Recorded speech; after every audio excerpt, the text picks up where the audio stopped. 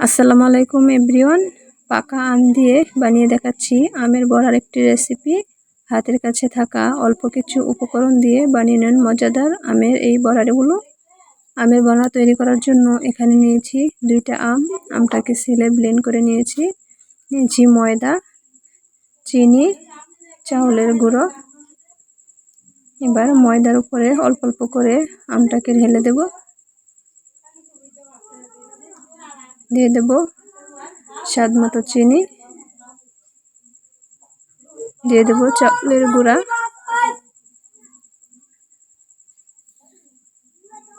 দিয়ে দেব হাফ চামচ baking soda powder, দিয়ে দেব স্বাদ মতো লবণ, দিয়ে খুব ভালো করে মিশিয়ে নেব। আবারও আমের জুসটাকে দিয়ে দিলাম। অল্প অল্প পানি দিয়ে পারফেক্ট একটি ব্যাটার তৈরি করে নেব। কিছুক্ষণ সময় নিয়ে ভালো করে মেশাতে হবে। মেশানো হয়ে গেলে এরকম পারফেক্ট একটি ব্যাটার তৈরি হয়ে যাবে। একটি কড়াইতে অল্প পরিমাণ তেল দিয়ে কিন্তু বড়াটা ভাজা যাবে। এইভাবে হাত দিয়ে তুলে তুলে অল্প অল্প করে দিয়ে ভেজে নেন আমের বড়া।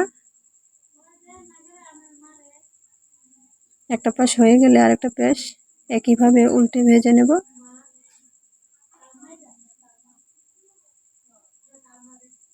এরকম লালচে কালার ধরে গেলে এগুলোকে তুলে নেব।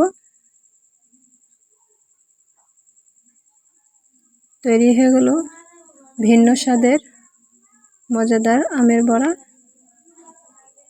ভিডিওটা ভালো লেগে থাকলে অবশ্যই লাইক করবেন। ধন্যবাদ সবাইকে ভিডিওটা দেখার জন্য। আসসালামু আলাইকুম।